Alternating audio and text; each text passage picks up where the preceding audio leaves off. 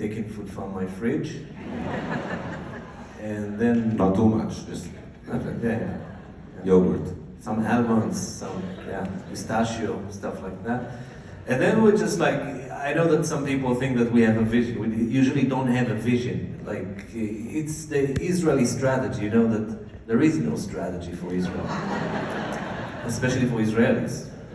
And then we just roll. Then we just starting to roll. Let's do this, let's do that. Hey, wow, that's interesting. And I think that this is what happened with the 4th season.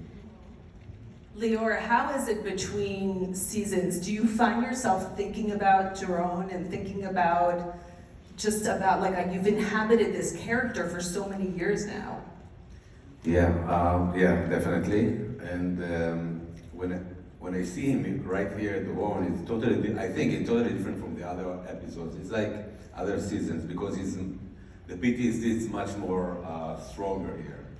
And people telling me all the time, oh, you're writing yourself like to be a superhero, James Bond style. But the truth is that this guy is losing all the time. He never wins.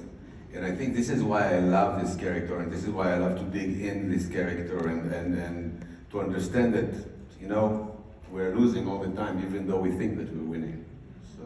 Yeah, absolutely. And I was curious how it felt to you at the beginning of this season. He's broken. I mean, he's on the farm. Can barely go to the wedding. I mean, and he's lost essentially his family. And I was wondering, how was it living in that space for him as a character? Because and I agree with you, he does lose so much, but he is very tough, and you don't see him broken so much. Yeah, like me. Just me. I think that it's very hard to be when I'm doing it and when I'm playing the role. It takes like 3 months of shooting, and it's very hard to be next to me. My family, everybody's suffering from me because I'm really getting into this position and trying to find in myself the darker places that I have, that everybody have, and especially we used to be in this kind of units and we understand how dark it could be and how the mental price you're paying about what you do could be very, very high. So I'm trying to get in it, and I hope you can see it on screen. I want to follow up on what you just said, that you were both, served in units like this. How much when you were thinking of stories, did you draw on your own experiences or the experiences of your friends versus, talking to people now or talking, or just research in general? No, so there's a combination of, true events that happen in Israel, in the West Bank, or in Gaza, or wherever. It's our experiences. It's things that we've witnessed and been there. Sometimes it's easy, kind of funny experiences that we had as warriors in one of those units. Sometimes it's tough ones. I think that both of us went through some really tough time in the army. I mean, it wasn't all about tough and hard, it was also fun, and we have very good friends since that days in the army. I mean, Lior went through a very big trauma, maybe later he would like to talk about. I was shot by a Hamas terrorist back in 1994. So we took many of those experiences and tried to plant them in order to make this show more authentic.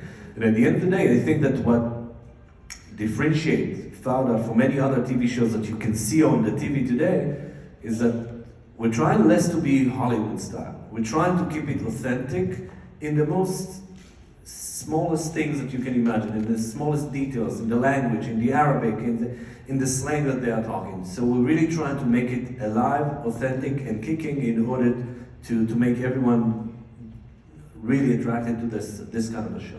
I thought about it when we were watching it now, this episode, when we saw the soldiers getting into the house and killing 4 people, right? And it took like 20 seconds, right?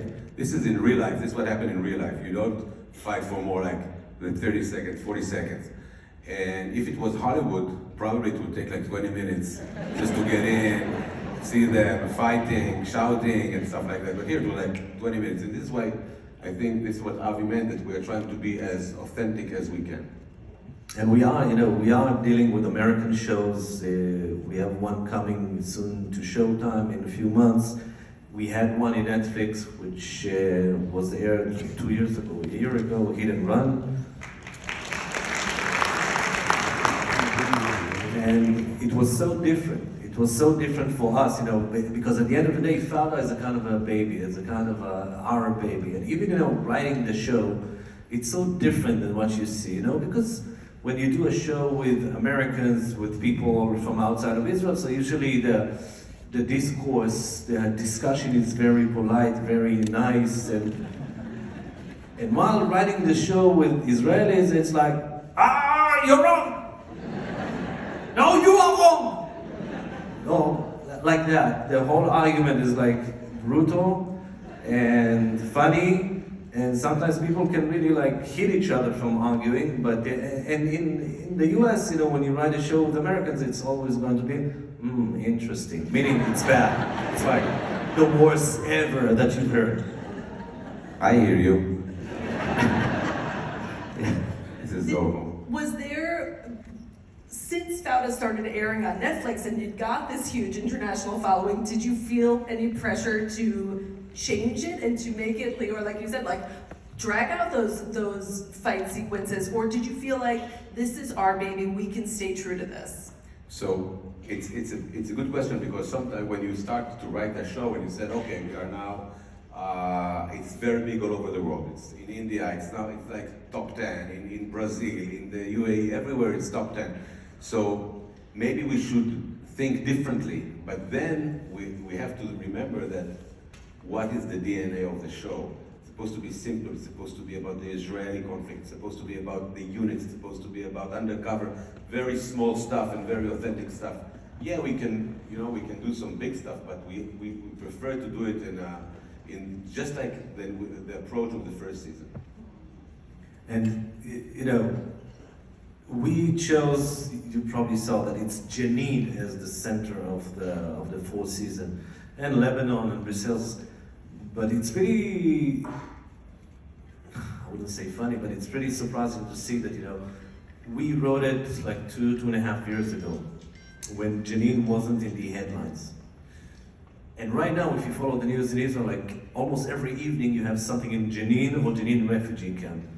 Now, I'm a journalist in my background. I visited the refugee camp of Jenin, and it just got worse and worse and worse. And I think that what we're trying to do is always to hook up to reality, to give you the feeling that it's almost there. It might be happening right now while we are talking. That's the aim and the mission of FAUDA. So even if some people say maybe you should, I think that at the end, the people that love FAUDA and want to watch FAUDA, they are looking for the more authentic stuff than the more Hollywood stuff. Are there people, do you find that people in different countries, since it is, Lior, like you said, this huge international head, do people respond to different characters or different aspects of the show, or is it pretty much like everyone's obsessed with Doron? It's all about Doron. I would say that usually the women are obsessed with Doron. And I'm like his defender. So I need to stop the waves that are coming. His bodyguard? Yeah. But I think that I'm doing fine, right? Let's talk about something else. I think that, thank you. I think that you like to embarrass me. I think that everywhere people connected to the story, people connected to the characters, people connected, it's caught us by surprise, because we thought that nobody would watch that show except our parents, right? We thought really nobody. And then when it became a big hit, and we understand, we thought, okay, US, Jewish people, it's okay. But then when you hear, we just came from India. I mean, I was there for a month ago. we went to the airport, and the guy from the immigration said, "Oh, I just watched FAUDA for 3 times." And we were shocked. We were really shocked. And we went to the premiere of Netflix over there, a very big one. And so one of the ministers of the Indian government came and was speaking in Hebrew, welcoming Avi and me, and he said how he loves FAUDA, and he was taking pictures with us in the. Yeah, he said in Hebrew, "Ani ohev FAUDA," I love FAUDA. And ברוכים הבאים ליאור רז and Avi, but he couldn't pronounce my last name. So that was it. But listen, even in Arab countries, it's very popular. Even in places like the West Bank and Gaza Strip, you'd be surprised that many Palestinians do watch the show. I'm not saying that all Palestinians like the show, but I do think that many Arabs love it. You know, the 3rd season when it was premiered on Netflix, we were number 1 in Lebanon. We were number, I don't know what, like in Jordan, number 4 or something like that. It's quite inconceivable to understand the way that we were received in the Arab world. And for us, it's shocking. Every time it's shocking again and again and again. You know, even Hamas wrote about FAUDA, blaming us for being Zionist propaganda, of trying to win Hamas in the cinema field after failing to win Hamas in the battlefield. And blaming us, and then at the end of an article in Hamas's website, they put a link for the first episode of FAUDA. So, yeah, you know, the BDS movement, they tried to call for the boycott of FAUDA. They published in Facebook, "Don't watch FAUDA, don't publish FAUDA." Now, just imagine to yourself what happened to 17, 18 years old Palestinians that heard, "Don't watch FAUDA." I mean, I remember myself at this age, if someone told me, "Don't watch this," so of course you're going to watch it. So thanks to the BDS movement, we became also very popular. Tell me about the decision to have so much of this season set in Brussels, which really, I mean, it opens up this whole world of the links of the global terrorism world. And I know you guys were initially going to shoot in Kyiv, right? And then because of the war, had to move to what, Hungary? Yes, so it's a challenge every season. Where are we going? How can we make it more interesting and open the eyes for people to understand how big is the problem, you know, how huge is the problem. And we know that now in Europe there are cells of Hamas and cells of Hezbollah. We know it in South America, everywhere. And I think we wanted to understand how we can bring Israelis into Brussels and to understand that everything is connected, that their net is connected from all over the world. And we try to show it, and I think, and also we wanted to shoot outside of Israel, just to have fun. But yeah, we wanted to shoot we were supposed to shoot in Kiev, and Putin ruined it for us. And so immediately we moved to Hungary, and it was in Budapest. It was an amazing experience for all of us. Just imagine this team for a month in Budapest. You should have been there. Who was the best behaved and who was the worst behaved? You know, there is a code that you're not talking about your friends, but everybody behaved. We were so polite and nice Israelis in Budapest. I have all the answers, and yeah. But it's funny, you know, many people ask us about the way that the Jewish actors and the Arab actors, how do they get along? Are there any differences? Is there any kind of a tension? And I don't know if it's going to surprise anyone or not, but it's not. It's a kind of a big family, a very big, happy family for the last 4 seasons that we've been shooting and working together, and it's so much fun. And you know, when people are there on the set, the jokes are just like flying all the time. And just watching these guys, you know, Leo, the other guys in the team, it's like really 24/7 of fun, and people love working with us for some reason. We're making their life miserable, of course, but they like it. They like it. And I think that even with the Arab actors, they love being on FAUDA because we just spend time together. We don't think about, oh, these are Jews, these are Arabs. No, it's just one big happy family. Tell me about, immediately the character of Omar jumps off the screen as he's fascinating. And I will say one of the things I also love about the show, in every season, there may be someone you think like, oh, okay, this person is gonna be an antagonist in the season, and it ends up being so much more and so much bigger and so many more people involved. But I found his character so fascinating, and you will see in subsequent episodes that he really opens up to a lot of really compelling storylines. Was he a character that when he came to you guys, did you think, yes, we know this person has to be in this season? This is one of the characters that we based the full season on. The story of this guy actually is based on a true story, and that happened with the Israeli security forces or Israeli intelligence. There was an Islamic Jihad leader, a very known, prominent figure inside the Islamic Jihad, that at some point the Israeli security services understood that he was exposed as a source. He was a source of theirs. So they pulled him out and moved him to a city inside Israel, Ramle, that you will see later on in the season. And the whole family, his family, didn't know that he was working for the Israeli authorities.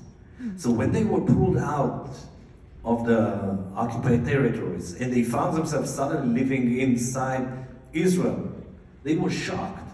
And that's the story of Omar. Omar is the son of a prominent leader in the Islamic Jihad that was about to be exposed, and then he was pulled out and moved to Ramle. And this is the story that we're trying to tell, of the family of people that, just were dragged out of the West Bank, surprisingly, and found themselves suddenly that they are working for the enemy and not fighting the enemy. Yeah, and you'll meet his sister, who is, I think, one of the most fascinating characters this season. Yeah, his sister, played by Lucy Ayoub, her name in the series is Maya. She trying to blend and to be Israeli because she lives in Israel. So she's working as a policewoman in the Israeli police, and she's getting married with an Israeli guy, Jewish Israeli guy. And you will see her on the second episode. Yeah, second episode. And then she's dead. No, I'm just kidding.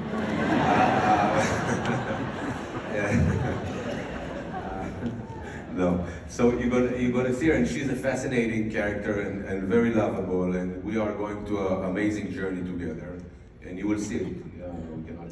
You will see it Friday. Yeah. I wanted, Lior, you touched on this a second ago, but I thought, I think the show in general, and maybe especially this season for me when I saw it, that the theme of what does it mean to win and what does it mean to lose, and can you win with losing everything, and can you lose with winning everything? And I thought that through line really went through this whole season very much, and I was wondering if that was something that you talked about behind the scenes, of something you wanted to explore. I think this is the story of FAUDA. I think this is the story of the Israeli-Palestinian conflict. I mean, we don't think that there are winners in this conflict that is going on for more than 100 years. There's only losers. And at the end, even if you think you've won, you find yourself with another enemy.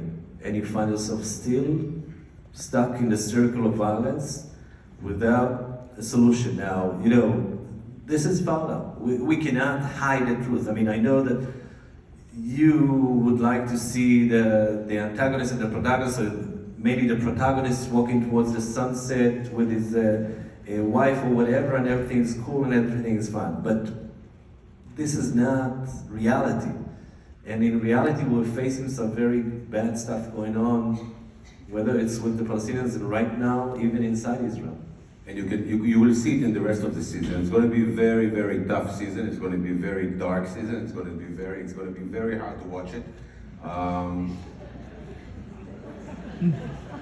Yeah.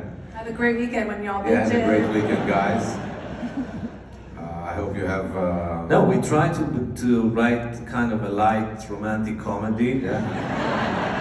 But Doron gonna be like gonna work as a teacher, doing origami, and it sells. Yes, absolutely. What's it like when you have to tell one of the cast members you're gonna die this season? Who has to do it?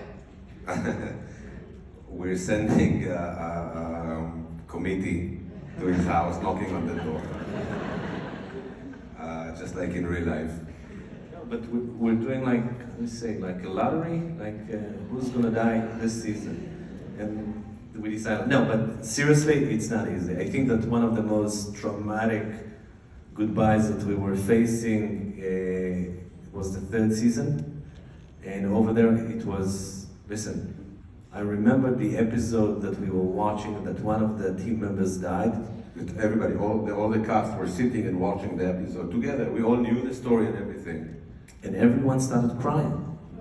And everyone, like the whole cast, we were sitting together and everyone started crying because it was like saying goodbye to someone that, you know, is part of the family. Which character was it? Everybody watched the third season?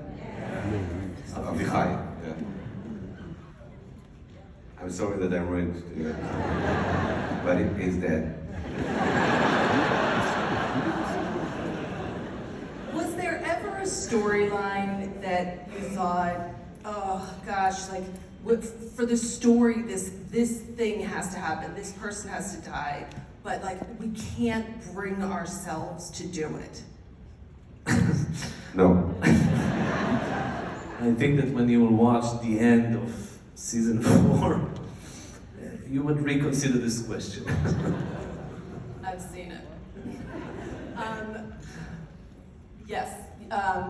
Yeah, I mean, was there ever someone that you thought the plan was to kill this person off, but we love them and we love writing for them, so there's someone we think we can keep this character around and he or she's going to bring so much to the show? No, but first of all, you know, when there are some actors that we don't like, so we kill them. Or they're too handsome. Oh, right, yeah. No, really, I mean, it happened to us that someone really was like a pain in the ass, so we decided to kill him. It's off the record. But basically, I think that, you know, saying goodbye to a really strong character is always traumatic. And I think that, you know, again, a spoiler alert for the ones of you that haven't watched the second season, was Dr. Shirin. And Boaz and Yara, we're killing so many people. Yeah, but don't tell all of it, like, No. the one is dead in the end of season. Yeah, the one is in the beginning of this. Yeah, obviously. Yeah. No, but Dr. Shirin, for example, it was really like a kind of you know, people are still stopping us in the street and like, why did you kill Dr. Shirin? Like, and that was me. That was the purpose of, you know, creating this kind of reaction among people. I remember that, you know, in Israel there's a very popular newspaper called Yediot Acharonot that I'm working in Yediot Acharonot, but that's another story. But one of the columns in the weekend belongs to a very famous singer named Shlomo Artzi, and he wrote a whole column in the Israeli newspaper, Shirin cannot die. And a whole column about that. So it makes you wonder, you know, even for the Israeli audience, that, you know, it's right-wing, today it's really right-wing, but, you know, when they saw what happened to Dr. Shirin, they were so sad about it. Yeah, I think people love that character. Is that someone you hear about the most, of like a storyline that people want to talk to you about the most, or has there been anything else? I think Shirin, she's people talk, especially in the Arab world, because they had some hope that it's amazing. They thought that the Jewish guy and can have a love affair with a Palestinian woman, and it gave them some hope. So when I'm walking on the streets of UAE, or it doesn't matter where in the Arab world, many people talk about it, that they had some hope, and they loved that love story. And yeah, we ruined it. Do you have in your mind how you want to end the show? We wouldn't, not saying how you want to end the show, but did you, was that something that you thought of from the beginning? I know some show creators know their ending before they write the first page of the script for episode 1. They know the last line, they know. I'm going back to what I started this discussion with, strategy. No strategy. When we wrote, really, it's a very interesting story. When we tried to pitch FAUDA in Israel, everyone said no. And we were expecting that, the big networks in Israel, they all said no one after the other, because honestly, we were both not really experienced in script writing. We had no background in that. Two young men, very young men, no, I'm kidding, we weren't that young, but that are coming from Jerusalem with no background, trying to sell a show about the Israeli-Palestinian conflict, which is considered to be the most boring issue on earth for Israelis. And then they approved for us to write the first episode. Yes, television decided to approve to write 1 episode. Then they approved 6 episodes. So we had to create some kind of a crazy cliffhanger at the end of the 6th episode of the first season. Then we finished the first season. We weren't given a green light for a second season, not at all. They were waiting to see what will happen. Then they saw that it became very, very popular, and we were all shocked. Leo, myself, all of us were like, what's happening here? It was so crazy that something went wrong in our plan, because the plan was that no one would watch it. And suddenly it was, wow, what's going on? And then we got a phone call towards the end of 2016 from Yes Television, which is a satellite television company in Israel. And they're telling us Netflix decided to buy FAUDA and to air it. And we said, what, do you mean to make an adaptation, to create an American format? And said, no, just like that. And I remember that both of us what? Who would watch a show like that in the US? Who would watch a show like that in the world? Yeah, our dream was that they would have a remake like Chatufim, Prisoners of War. Prisoners of War. We thought it was going to be like in FAUDA in Afghanistan, Americans undercover. Instead of Doron, it's going to be Darren. Very handsome guy, blonde, with a lot of hair. And we will come just to watch the set, and they will say, oh, those are the Israelis that created the show, and say, yeah, hi. And we didn't understand how big it could be when just that we are all over the world, because sometimes you have limits even to your dreams. And we had a limit to our dream, and we didn't know how high we can go and how we can break all the ceilings, and we're still breaking ceilings. And I think, we need to give credit for someone from Netflix, that his name is Larry Tan. Oh, Tan, his mom is here. Yeah. Where's Miss Tan? Oh, here she is. Yeah. Her son watched the show, and decided to buy it for Netflix. He still is with Netflix, ahead of foreign Europe, and we love him so much. We love your son. He's a good friend of us. And he wrote to me that you're supposed to be here, and I told him that I'll come to, I told him that I'll hug you, so I'll come to hug you.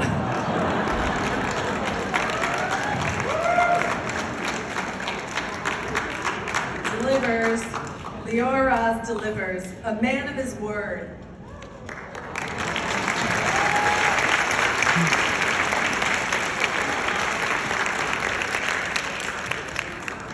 So we didn't see it coming, So when Netflix started to air it, and suddenly people are recognizing us, recognizing Leo in the airport in New York, or in LA, or in India, and suddenly you find yourself popular in the Arab world, and there are articles about the new image of the Israeli men among Arab people in the Egyptian press, for example. And you look at all this, and at some point, I think it was 2017, New York Times chose FAUDA to be one of the best shows of the year, and at the end of 2019, they chose FAUDA to be one of the 10 best TV shows all over the world, outside of America.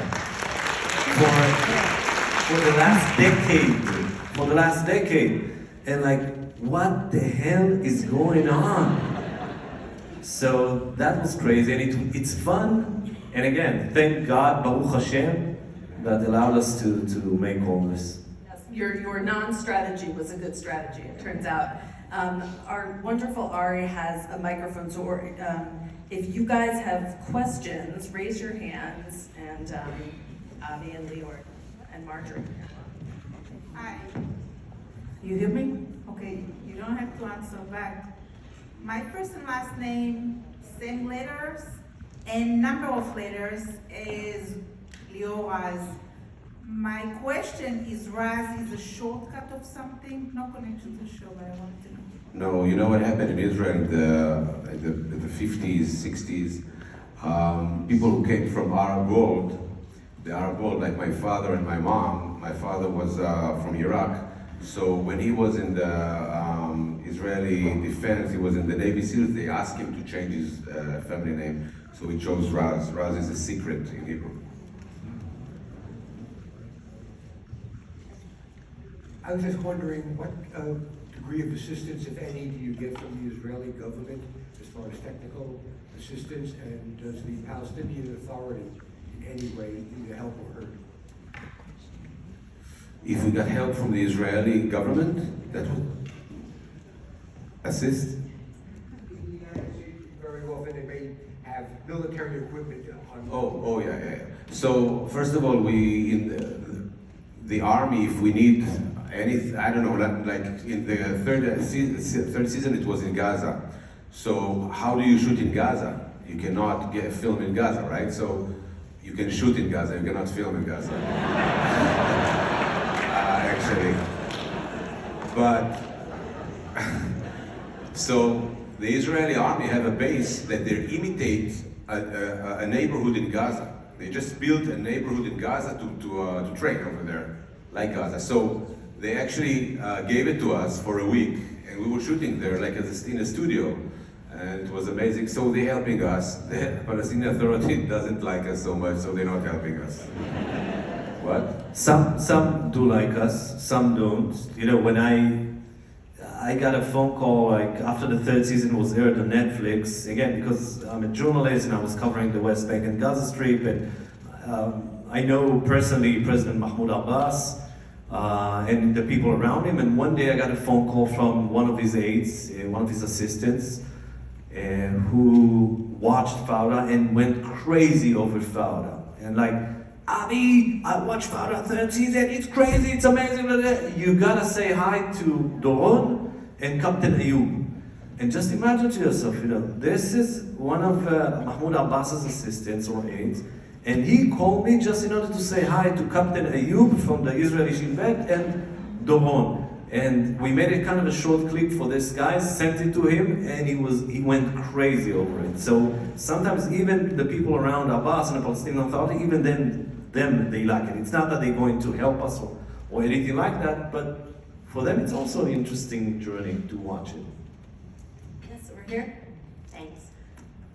This is pseudo about the show. Given that it's based on your authentic events, life events, and being in the army, and now that Israel is moving so far to the right, how do you see the show moving forward with the continuous rise internationally of anti-Semitism, and yet this rise and kill first mentality that still kind of exists within Israel? You know what? The magic of that show, that right-wing people think it's a right-wing show, left-wing people think it's a left-wing show. There are some Palestinians who think it's a Palestinian show. So this is the magic of it. we will stay doing, we will do the thing that we're doing. We're not going to change anything. And hopefully people will understand what we're trying to say. That, yeah, everybody will understand, and everybody get connected to their narrative of the story. Hello, thank you for such engaging programming. You've said that the show has exceeded anything you could possibly dream. So, Lior and Avi, what do you hope? What could you really dream that the message really brings and the effect that it could have? What can we hope that will happen from FAUDA? Yeah. What is your hope? First of all, I don't think that we have a message.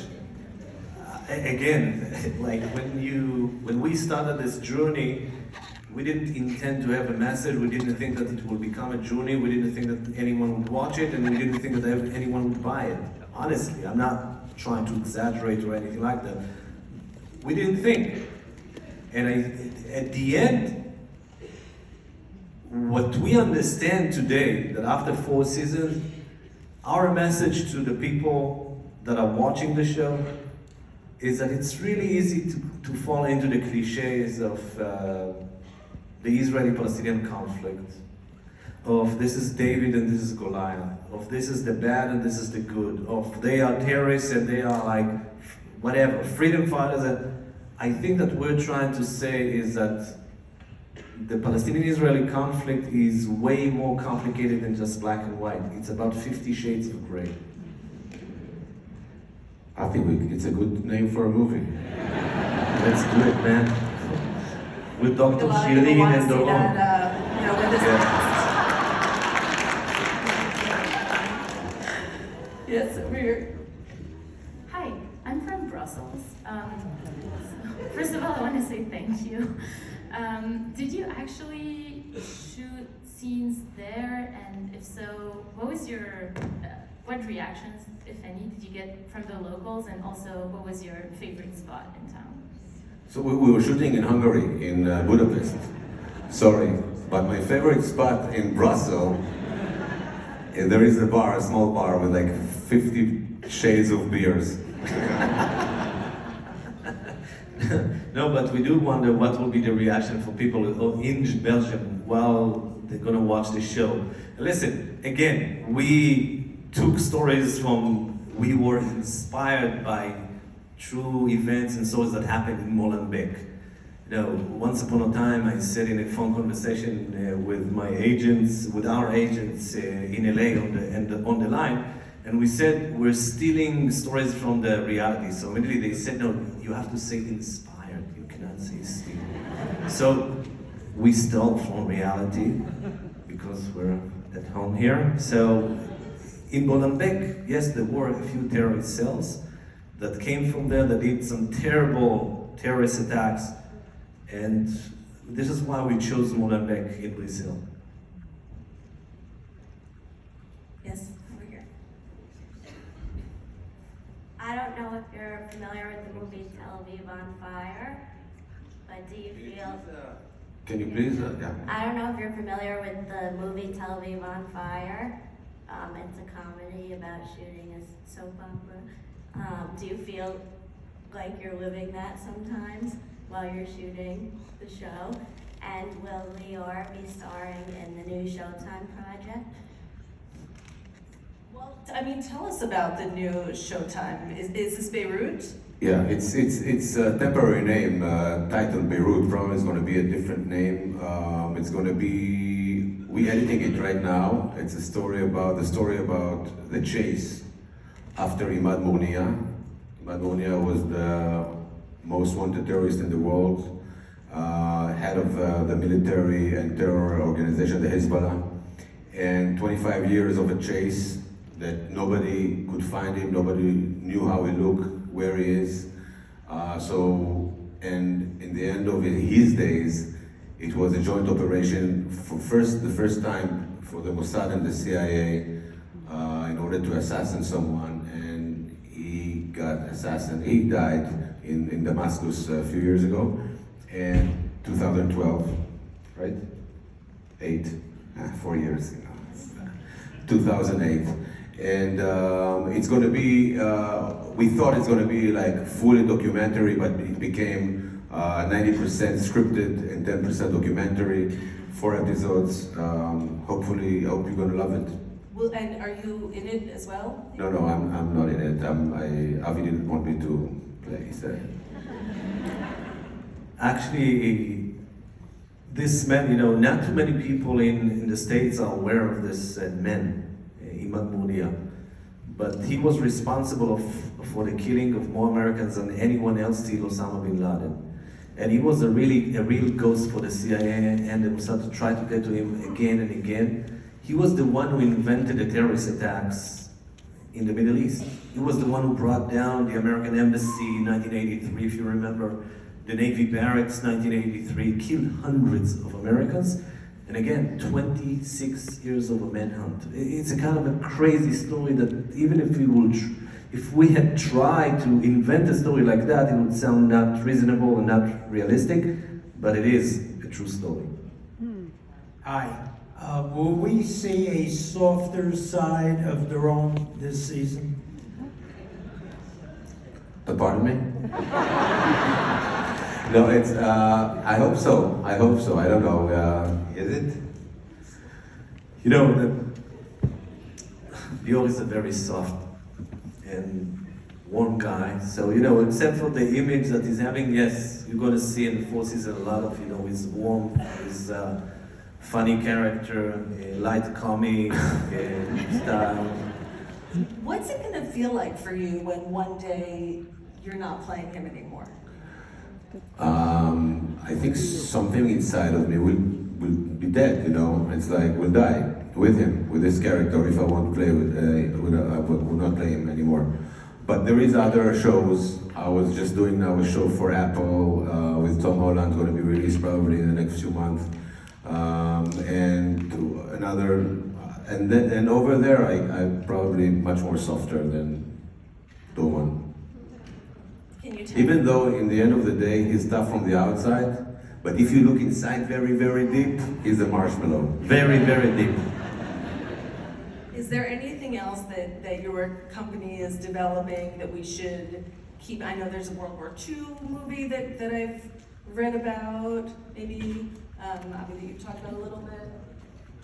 What happened to us on the business side of it, something like a year and a half ago, we opened up a production content company, and we were bought by an American company, and right now we're doing a few shows and a few movies also, and it became like a second career for us. I mean, Lior was an actor all the time, and I was a journalist, and suddenly we both finding ourselves creating more and more content and trying to have fun and trying to just keep on doing things that will excite us and make us feel enthusiastic about. Wonderful. Over here? Yeah, hi. We worry about you. So why your character have to smoke that much? Oh, in real life, I'm not smoking.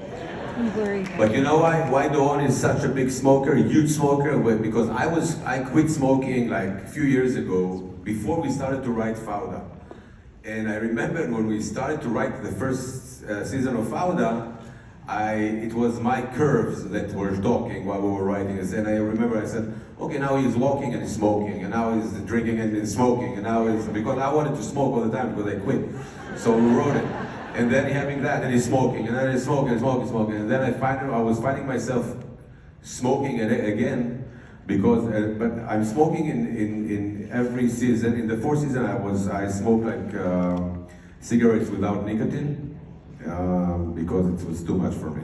Yeah, but I'm not smoking. And by the way, I watched the first episode of the first season not too long time ago, a few days ago actually, and over there, on the first episode, the commander of the unit, Moreno, offers him a cigarette and he's saying, I stopped smoking. But the minute that he steps into the field of, going back and being an undercover soldier, fighter, he starts to smoke again. And this is something that we did try to say. that, you know, being undercover, being out there in the field, it's not only a duty, it's also an obsession.